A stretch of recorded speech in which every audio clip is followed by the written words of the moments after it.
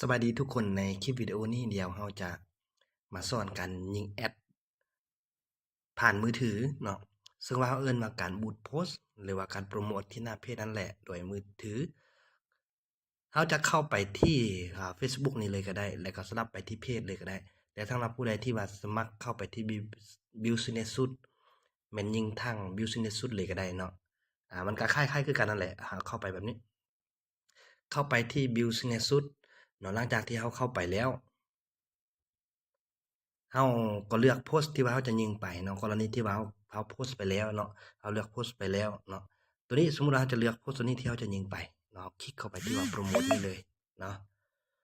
คลิกเข้าไปตัวนี้หลังจากนั้นเราเลือกวัตถุประสงค์เลยว่าเราจะยิงแบบใดเนาะเราจะยิงแบบข้อความบ่เนาะให้เราคลิกตัวที่ตัวนี้เนาะ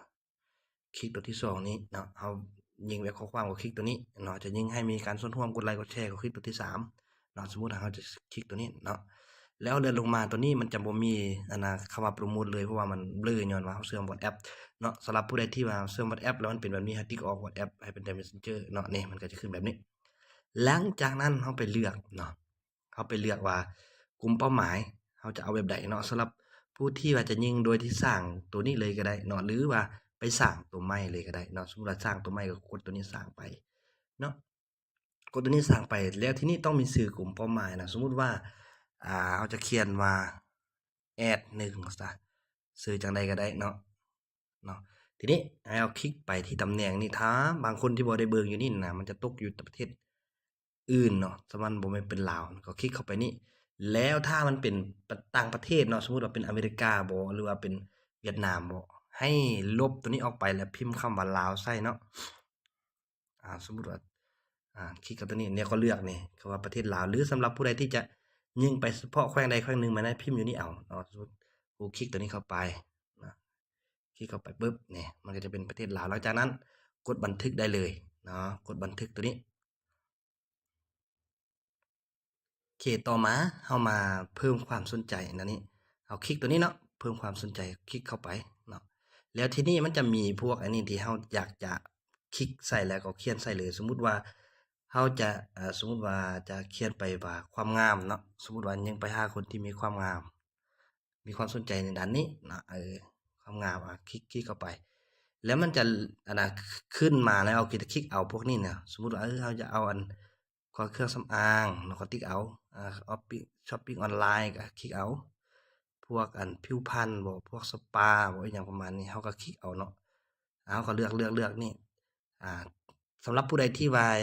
บ่ฮู้เลยว่าจะเลือกตัวใดก็สามารถคลิกเข้าตัวบ่นี้ก็ได้เนาะคลิกเข้าตัวนี้แล้วก็นี่มาเบิ่งเนาะป้อนใส่อันนี้สมมุติว่าความงามว่ะสมมุติเมื่อกี้เราว่าความงามเนาะนี่ความงามนี่มันมี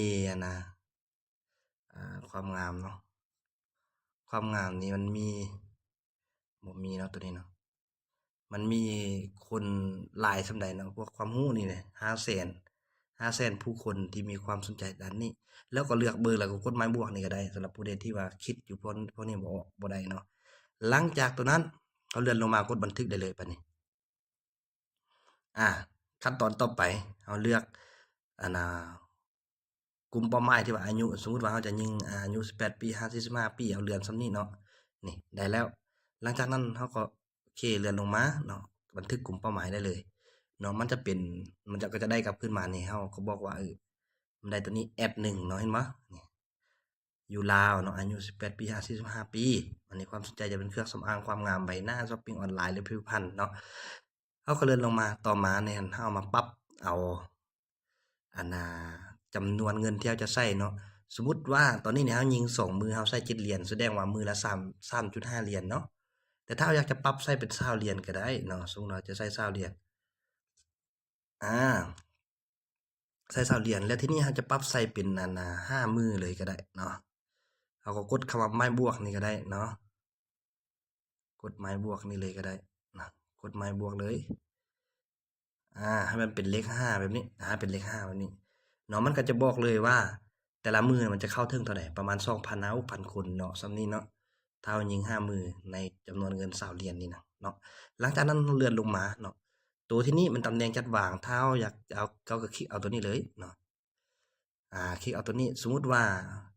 อันน่ะ Messenger เฮาบ่อยากให้มันแสดงก็เฮาก็ติ๊กออกและ Instagram นี่นะส่วนหลายเฮาบ่ได้เชื่อมันก็ติ๊กออกพวกนี้นะเพราะฉะนั้นมันจะเสี่ยงเงินไปละลาเนาะแล้วก็กดบันทึกตำแหน่งจัดวางแสดงมาตอนนี้มันมีแต่หน้าฟีดของ Facebook อย่างเดียวเนาะตำแหน่งจัดวางของตัวนี้ แล้วสำหรับผู้ใดที่ว่ายังบ่ทันผูกบัตรเนาะมันอาจจะขึ้นเข้ามาเพิ่มจำวิธีการชำระเงินแต่ทีนี้ของเราเคยผูกแล้วเนาะมันก็จะเป็นแบบนี้สำหรับผู้ใดที่ว่ายังบ่เคยผูกบัตรเนาะมันจะมีเข้ามาเพิ่มวิธีการชำระเงินให้กดเพิ่มเลยหลังจากที่กดเพิ่มมันจะเด้งเข้ามาหน้าต่างที่เป็นแบบนี้เนาะให้คนทุกคนคลิกเข้ามาหน้าต่างนี้แล้วกดถัดไปเลยเนาะกดถัดไปแล้วก็ให้ไปป้อนข้อมูลบัตรใส่อยู่นี่หลังจากแล้วให้กดบันทึกได้เลยเนาะแต่ทีนี้ของเราผูกแล้วจะย้อนกลับไปเลยเนาะแบบนี้ หลังจากมันได้เรียบร้อยทุกอย่างเรากดคืนมันโอเคทุกอย่างบันทึกแล้วเนาะเราก็กดเข้ามาโปรโมตเลยเนาะก็ถือว่าเสร็จสิ้นแล้วก็ถือว่าสำเร็จในแคมเปญตัวเที่ยวยิงตัวนี้เนาะสำหรับคลิปนี้ก็จะหมดเพียงเท่านี้สำหรับผู้ใดที่มีความสนใจหรือว่าอยากจะถามรายละเอียดหรือว่าอยากสนใจอยากจะเข้ามาเรียนก็สามารถเข้ามาเรียนได้เนาะมือโตต่อโตเลยเพราะว่าครูจอยได้เปิดคอร์สสอนคือกันเนาะสำหรับคลิปนี้จะมีส่ำนี้เนาะพบกันใหม่ในคลิปต่อๆไปขอขอบใจ